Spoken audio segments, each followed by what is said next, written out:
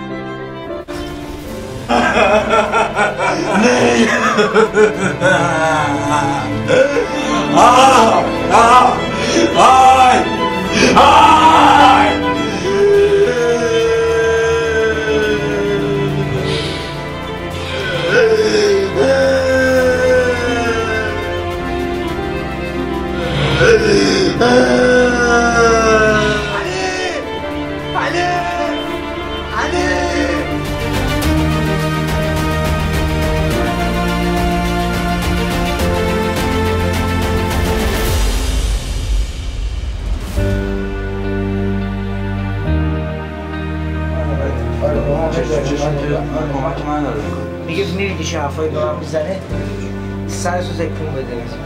وقتی میگه ببینی چه یه جایی اصلا ببین یه جایی وقتی گیر میکنی یه جا بخواه که یه چیزی بگی ولی نگی. میدونی؟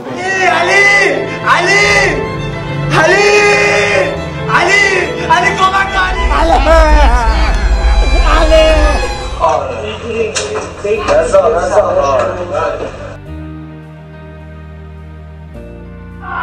دوربین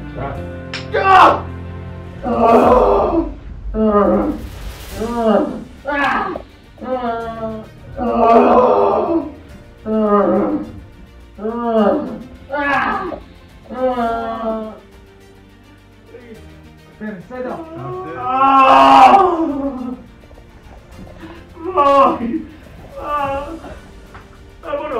صدا خودتو وسط این بازی ننداز. وسط این بازی هستم. از خودت خواستی. خیلی کموش بازی در می آورد. از من که نمیتونی بکنی. پولو داد. شروع کرد به گریه و زاری که من عاشق علیم. رفتم طرفش جیغ کشید. خیلی جیغ میزد.